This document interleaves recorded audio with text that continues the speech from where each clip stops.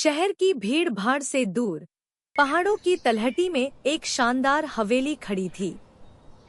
अपनी भव्यता और पुराने जमाने की वास्तुकला के कारण यह हवेली बाहर से जितनी खूबसूरत दिखती थी, उतनी ही अंदर से खौफनाक थी।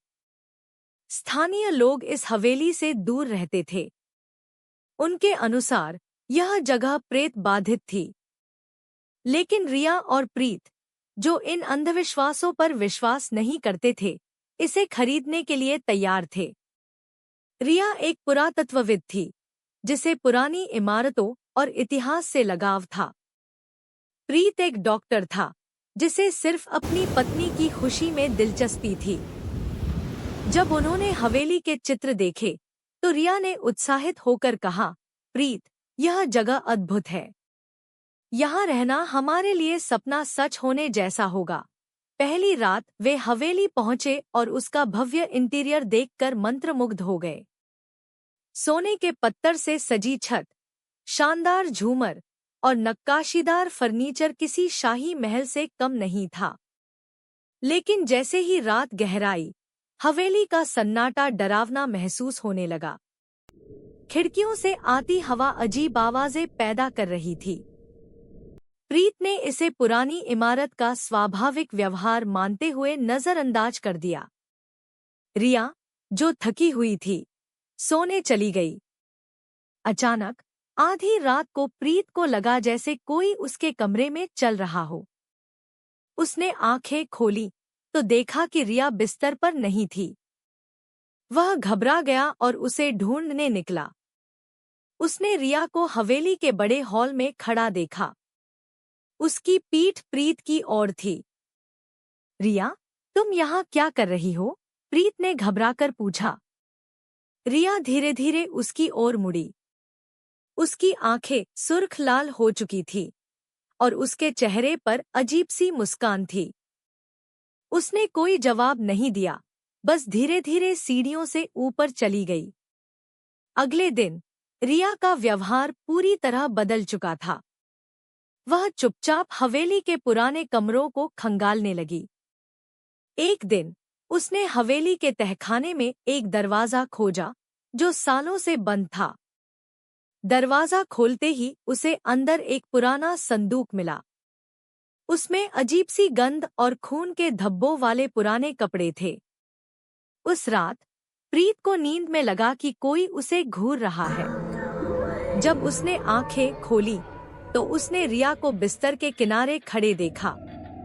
उसकी आंखें बंद थी, लेकिन वह बड़बड़ा रही थी, यह जगह मेरी है, कोई इसे मुझसे नहीं छीन सकता।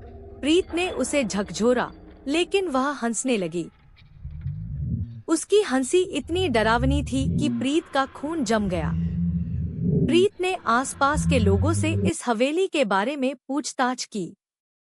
उसे पता चला कि यह हवेली कभी एक जमींदार की थी, जिसने अपनी पत्नी और बेटी को इस हवेली में जिंदा दफन कर दिया था। उनकी आत्माएं अब भी यहाँ भटक रही थी और वे इस हवेली को अपना मानती थी। यह सुनकर प्रीत घबरा गया।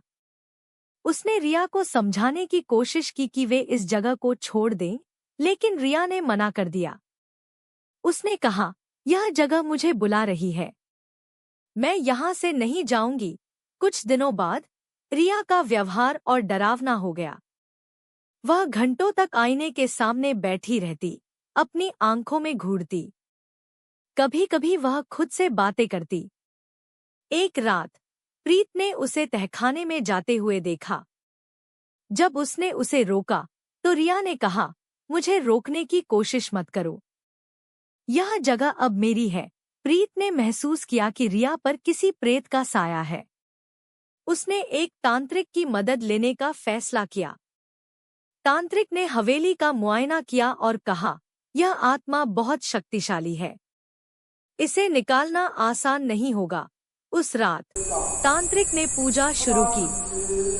रिया, जो अब पूरी तरह से आत्मा के कब्जे में थी, जोर जोर से चीखने लगी। वह कमरे के कोने-कोने में दौड़ने लगी। उसके हाथ और पैर असामान्य तरीके से मरोड़ने लगे। उसकी आवाज में एक गहरी, डरावनी गूंज थी। तांत्रिक ने कहा, प्रीत, तुम्हारा प्यार ही इसे बचा सकता है। उसे पुकारो। प्रीत ने रिया का हाथ पकड़कर कहा, रिया, मैं जानता हूँ तुम कहीं अंदर हो। यह आत्मा तुम्हें मुझसे दूर नहीं ले जा सकती। लड़ो, रिया, लड़ो।